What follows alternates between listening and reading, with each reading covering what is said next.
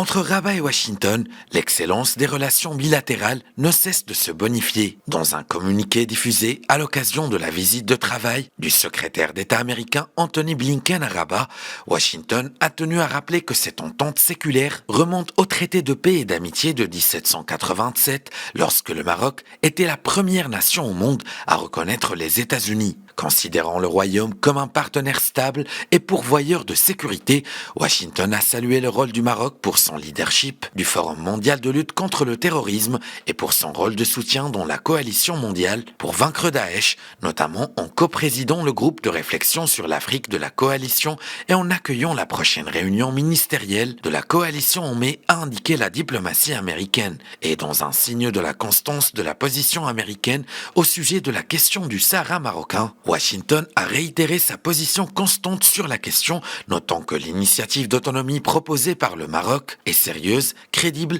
et réaliste, la seule apte à répondre aux aspirations des populations de la région. S'agissant de la coopération militaire, les responsables militaires marocains et américains ont déjà commencé à planifier l'exercice African Lion de cette année, le plus grand exercice militaire en Afrique et un élément essentiel du partenariat de sécurité américano-marocain, a fait savoir la diplomatie américaine. Et outre les volets politiques, économiques et sécuritaires, les relations bilatérales entre Rabat et Washington portent également sur une collaboration étroite, portant sur un large éventail de questions régionales et internationales, notamment le Sahel, la Libye et l'Ukraine.